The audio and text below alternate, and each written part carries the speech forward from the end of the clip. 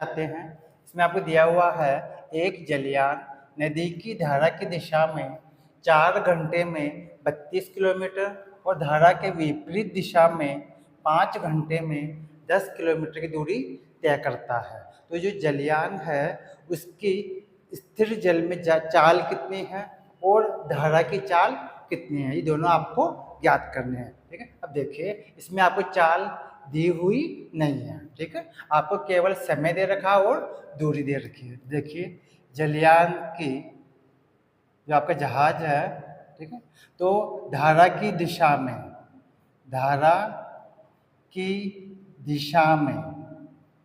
ठीक है, धारा की दिशा में 4 घंटे में तय दूरी, 4 घंटे में तय जो दूरी है वो कितनी है भाई? 32 किलोमीटर, 32 किलोमीटर ये आपकी दूरी है धारा की दिशा में। ठीक है, और धारा के विपरीत दिशा में, ठीक है, 5 घंटे में तय दूरी कितनी है भाई?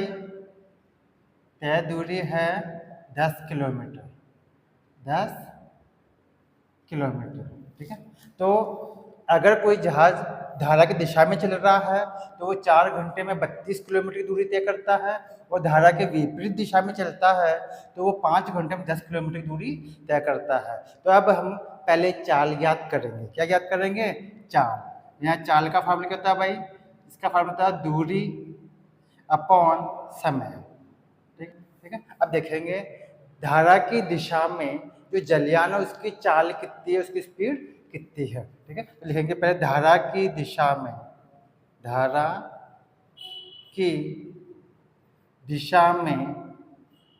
जलयान की चाल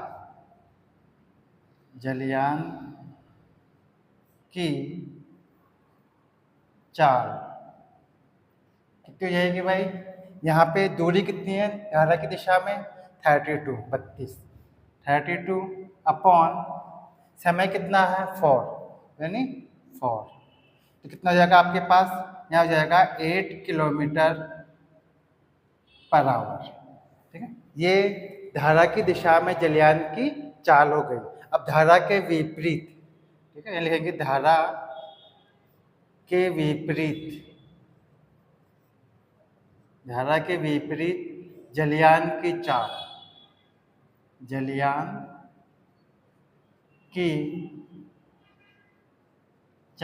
कितनी हो जाएगी भाई?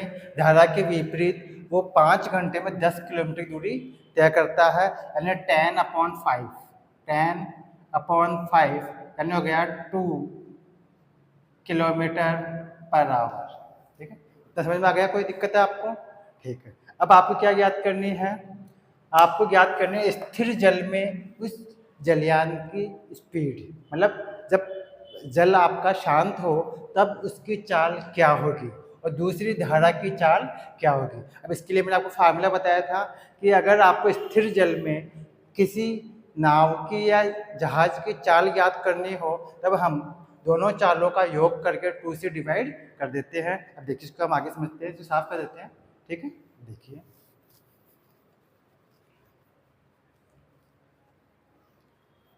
अब आप देखिए यहाँ पर आपको 2 क्वेश्चन के आंसर देने हैं।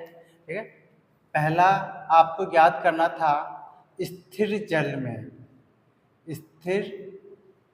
जल में जलयान की चाल। एक तो आपको ये ज्ञात करनी है। ठीक है, जलयान की चाल, इसके लिए मैंने आपको फार्मूला बताया था x + y/2। ये फार्मूला बताया था मैंने आपको अभी। ठीक है, कि इसके अंदर x का मतलब होता है कि धारा की दिशा में चाल कितनी है, और y का मतलब होता है धारा के विपरीत दिशा में उसकी चाल कितनी है। तो धारा की दिशा की चाल, इसको तो हम मान लेते हैं x की वैल्यू, और जो धारा के विपरीत दिशा में जो चाल है उसको मान लेते हैं y की वैल्यू। ठीक है, ये x की वैल्यू हो गई और ये किसकी वैल्यू हो गई? y की वैल्यू।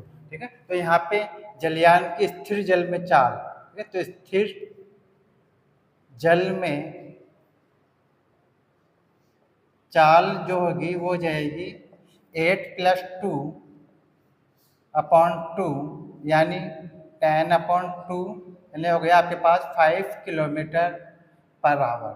ये स्थिर जल के अंदर जलयान की जहाज की चाल हो गई। तो एक आंसर तो आपका हो गया ये, ठीक है। अब सेकंड हम इधर कर लेते हैं। इसमें आपको क्या याद करनी है? धारा की चाल। धारा की चाल। अब मैंने इसके लिए फार्मूला बताया था धारा की चाल के लिए कि जो धारा की दिशा में जो स्पीड है उसमें से विपरीत दिशा वाली जो चाल उसको हम माइनस कर देते हैं, मतलब x-y/2, ठीक है। इस फार्मूले में काम में लेंगे तो हो जाएगी धारा की चाल